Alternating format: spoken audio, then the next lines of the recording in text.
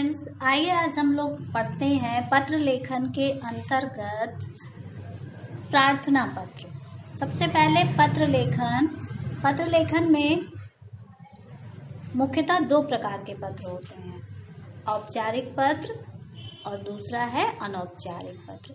औपचारिक पत्र के अंतर्गत आप देखिए औपचारिक पत्र क्या होते हैं। औपचारिक पत्र उन लोगों के लिए लिखे जाते हैं जिनसे हमारा व्यक्तिगत परिचय नहीं होता है। इसमें व्यक्ति का नहीं बल्कि उसके पद का महत्व होता है।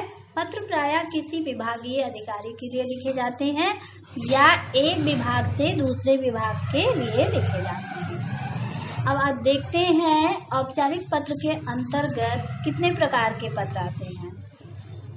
आपके सिलेबस में औपचारिक पत्र के अंतर्गत 6 प्रकार के पत्र हैं। पहला है प्रार्थना पत्र, दूसरा आवेदन पत्र, शिकायती पत्र, संपादकीय पत्र, व्यावसायिक पत्र तथा कार्यालयी पत्र। तो आज हम लोग सबसे पहले प्रार्थना पत्र देखेंगे कि किस प्रकार से एक प्रार्थना पत्र लिखा जाता है।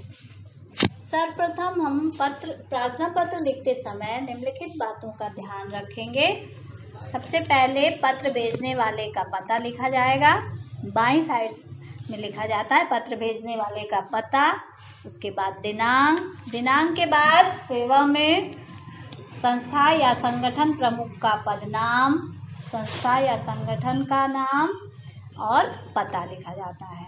इसके बाद संक्षिप्त रूप में विषय लिखा जाता है। विषय लिखते समय हमें ध्यान रखना है कि विषय कम से कम शब्दों में लिखा जाए।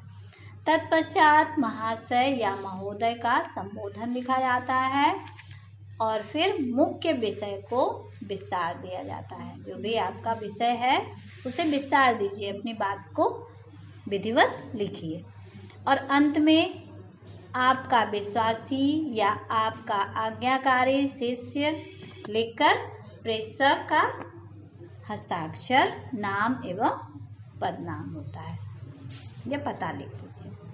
जैसे मान लीजिए आपको अपने विद्यालय के प्रधानाचार्य को एक पत्र लिखना है जिसमें स्थानांतरण प्रमाण पत्र प्राप्त करने के लिए उन्हें अनुरोध करना है। अब इसमें आप सबसे पहले क्या लिखेंगे। सबसे पहले पत्र भेजने वाले का पता लिखा जाता है, तो आप सबसे ऊपर बाईं साइड अपना पता लिखिए। मान लीजिए आपका पता है 4/54 तिलक नगर दिल्ली। तत्पश्चात आप लिखिए दिनांक। अब आज दिनांक कितनी है, 9 सितंबर है, तो आप लिखिए 9 सितंबर 2020। अब इसके नीचे लिखिए सेवा में प्रधानाचार्य महोदय। जो भी आपके विद्यालय का नाम है वो लिखिए। मान लीजिए द रेनेसा एकेडमी दिलहर शाहजहांपुर। ये हो गया पत्र प्राप्त करने वाले का पता। अब आपको विषय लिखना है। आपका विषय क्या है, स्थानांतरण प्रमाण पत्र प्राप्त करने के लिए या प्राप्त करने हेतु। फिर इसके बाद आपको संबोधन लिखना है। सारा क्रम से बाईं साइड ही लिखना है आपको। संबोधन में महोदय सभी ने, उसके बाद फिर आप विषय वस्तु लिखेंगे, विषय को विस्तार देंगे। महोदय सविनय निवेदन इस प्रकार है कि मैंने इस वर्ष आपके विद्यालय से कक्षा 10 की परीक्षा उत्तीर्ण की है और मैं अभी 11वीं कक्षा में अध्ययनरत हूँ। अचानक ही मेरे पिताजी द्वारा यहाँ से त्याग पत्र देकर लखनऊ जाने के कारण मुझे भी लखनऊ जाकर 11वीं कक्षा में प्रवेश लेना होगा। इसके लिए मुझे स्थानांतरण प्रमाण पत्र की आवश्यकता होगी।